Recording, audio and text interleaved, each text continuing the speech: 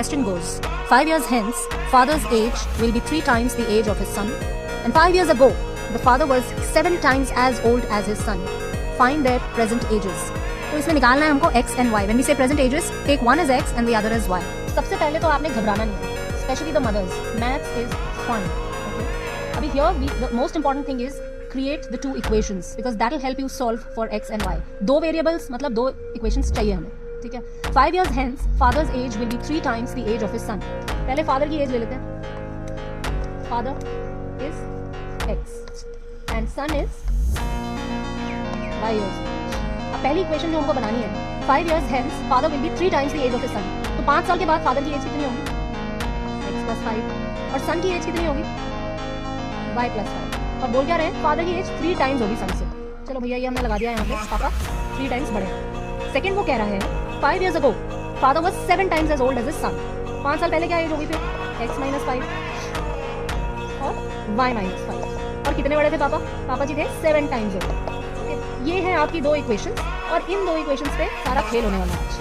x plus y is equal to 3y plus 15. 3y को हम यहाँ ले आए तो वो माइनस हो गया. 5 को हम यहाँ ले गए तो x minus 3y is equal to 10. ये मेरी बन गई पहली इक्वेशन x और y में. ओके. सेकंड इक्वेशन थी x minus 5 is equal to this. इनको भी हमने ओपन करा तो हम आ गए x minus 7y. ये हम इधर ले आए, इसको हम इधर ले गए तो ये बचा -30. अब नेक्स्ट में हम इन 2 इक्वेशंस पे काम करेंगे to solve for x and y. सबसे पहले आपने गोल भूलना नहीं है.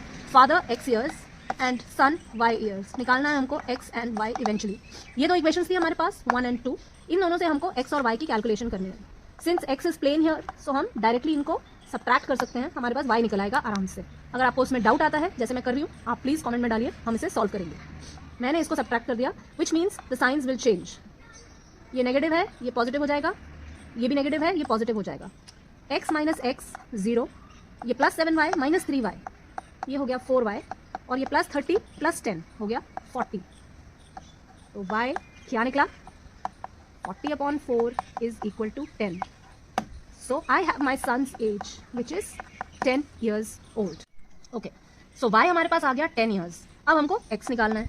x निकालने के लिए आप इन दोनों में से कोई भी इक्वेशन यूज कर सकते हैं. ये वाली थोड़ी सिंपल लग रही है. So let's use this equation to find x.